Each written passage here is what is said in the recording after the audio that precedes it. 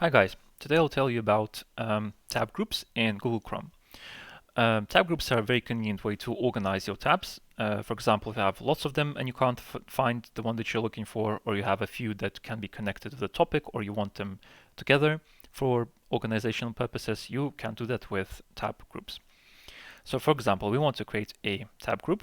Let's go to a tab, press right click, then add tab to new group. Here you have the option to name it. Let's name it shopping. And choose the color of the group. Let's go with blue in this case. Now we have created a tab group. There are two ways to add other tabs to a tab group. The first one is to just drag and drop, like for example this one. There you go. Now we have two tabs in this group.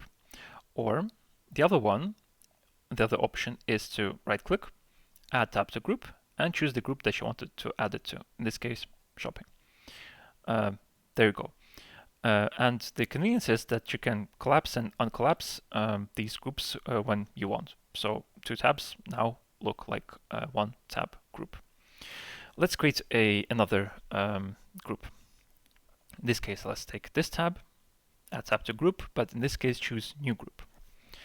Now let's name it social and give it the color red. And let's add another tab to this tab group. There you go.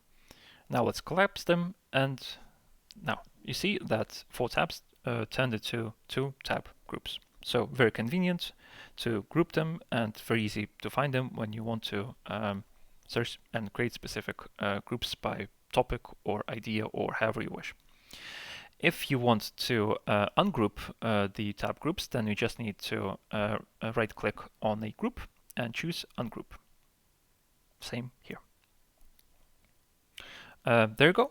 So that was the way how to create tab groups, how to create them, how to add tabs to it, and how to ungroup them if you want to do so.